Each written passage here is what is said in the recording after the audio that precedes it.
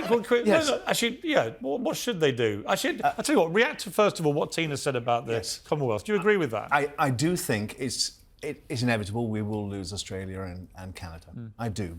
And Jamaica. Huge land I think masses. I don't know about Jamaica, but I do think the Commonwealth... I think quite a few Caribbean countries will go. The Commonwealth should stay together. It works. Does it matter? Yes. What really infuriates me is how bad the reporting is. Nobody fully seems to understand the difference between the 14 realms, which I don't think Charles will end up remaining head of state of, and the Commonwealth, by the way, in which countries who cast off our king remain in the Commonwealth. Right. It's this grouping, and do you know what's so crucial about it? It's away from the hoof of America, something we do, and many of the countries are smaller, imperiled by climate change. Together, we're greater than the sum of our parts. No, that's a good point. OK, we've got Tina back. Tina, we left the viewers on a cliffhanger of whether Charles should strip his son Harry and Meghan of their titles. Should they be allowed to continue to exploit the royal titles whilst causing, clearly, demonstrable damage to the institution that afforded those titles on them? Well, I mean, I think that, there's probably quite a lot of personal, emotional desire to do that.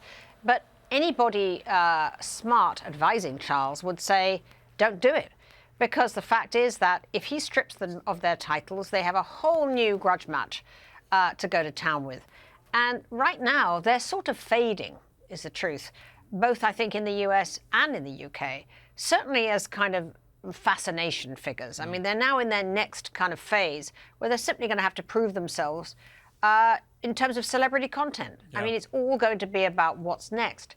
I know that Meghan is scrambling very hard now to kind of figure out what is she going to do now with this huge deal she had from Netflix to, create content. She actually hasn't done any content except for the documentary. So people are looking at them and thinking, well, OK, we had that. That was great. You were a massive celebrity for, for the whole of the end of last year. What's next? What's next? They're now having to manufacture product. Yeah, I mean, there's a limit. There's a limit to how much whining. There's a complete limit. Well, a limit to how much whining you can do and how much the public will stomach. I mean, their popularity has absolutely plummeted on both sides of the Atlantic. Paul, their USP is being royal. Right. And whilst ever they're royal and have titles, they can make money because they are considered to be the royal family in America.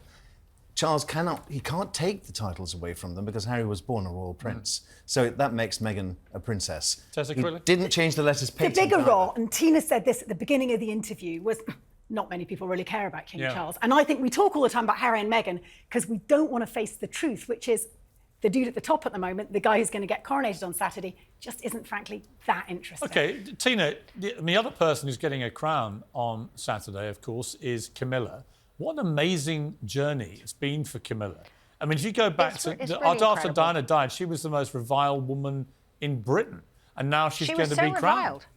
She was so reviled. Do you remember they called her old boot, old bag, vampire? I mean, the list of epithets that we used about her. There was even, a restaurant dish called smoked had Parker Bowls at one point. She was in such terrible repute.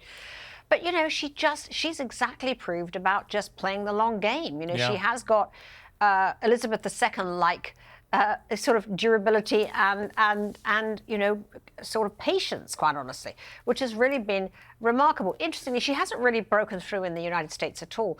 One of the problems for Camilla here is that, first of all, she's still really, if anybody does think about her, they think about her through the prism of Diana, who always saw her as the usurper, the Rottweiler. That has kind of faded. The trouble is that as she can't do a TV interview, because that would be very unwise, and Camilla is not as unwise as everybody else in her family have done TV interviews, she's not going to fall into that trap and do it. So how does she, in a sense, project the sort of warm, human, humorous person that she actually is in the United States? They don't get it at all. They think that she is a sort of... They get her completely wrong here. I mean, they think that she's a kind of a, quote, battle axe, a sort of a wannabe. I mean, they use the most extraordinary adjectives about her when they talk about it to me. I said, no, you get her completely wrong. Yeah. She's not like that at all. But quite hard for her, I think, now to break through. And I don't think she's probably ever going to here. Finally, Tina, will you be watching tomorrow? Oh, God, on Saturday.